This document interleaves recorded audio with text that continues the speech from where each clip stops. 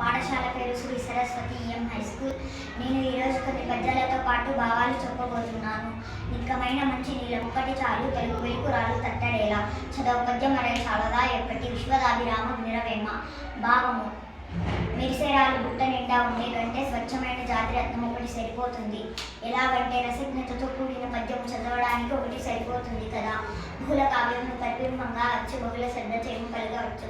సహనం ఒక్కటబ్బ చాలా కష్టం రా, విశ్వదాభిరామం నిరవేమ. భావం: మనం అనేక గ్రంథాలను చదవవచ్చును, అనేక మాటలను పలుకవచ్చును, కానీ ఓర్పును అలవరుచుకోవడం చాలా కష్టమైన పని.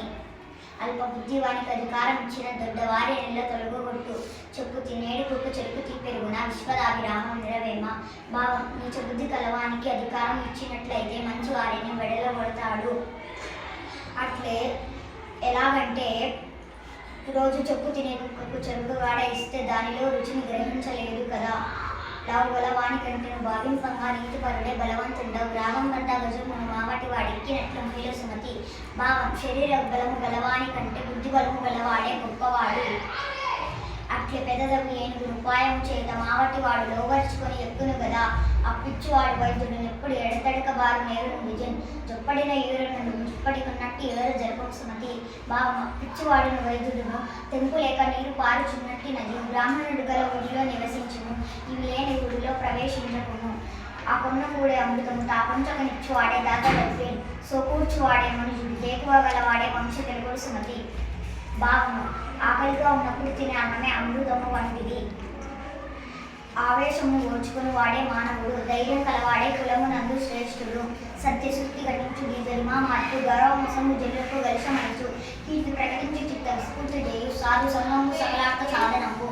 మంచి వారి స్నేహం మంచి మాటల్లో నేర్పుతుంది, బుద్ధి మాంద్యాన్ని పోగొడుతుంది, గౌరవాన్ని కలిగిస్తుంది, కీర్తిని తెస్తుంది, మనస్సు వికసింపజేస్తుంది. ఇలా అది చేయలేనిది లేదు. తిరిగి ఇస్తున్న దైలము గీయవచ్చు, దల్లి మృష్ణలో నీరు ద్రాగవచ్చు, తిరిగి కుందేటి కొమ్మును సాధింపవచ్చు, జైలు మూర్ఖుల మనసు రంజింపరాదు. భావము: ప్రయత్నంతో ఇసుకలో నుండి నూనెను తీయవచ్చు, ఎండమావిలో నీరు ద్రావవచ్చు, కుందేటి కొమ్మును సాధింపవచ్చు. ఇవి అసాధ్యాలు, కానీ కష్టపడి సాధింపవచ్చేమో. కానీ మూర్ఖుల మనసు మాత్రం ఒప్పించలేము.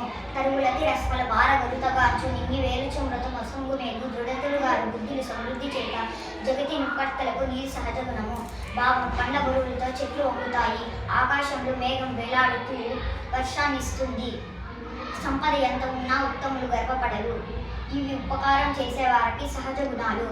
దొంగ పాలు కాదు దొడ్డ కీర్తిని తెచ్చు, పరమ సౌఖ్యం ఇచ్చు భద్రమిచ్చు, యాచకునకు నేను యావంత తరగదు, విద్య బోలిదను పృథ్వీ గలదే. భావం: విద్య దొంగ పాలు కాదు, మనకి గొప్ప కీర్తిని ఇస్తుంది, సుఖాన్ని ఇస్తుంది, భద్రతని ఇస్తుంది. విద్యను అడిగిన వాడికి ఇచ్చినా కూడా కొంచెం కూడా తగ్గదు. ధన్యవాదాలు.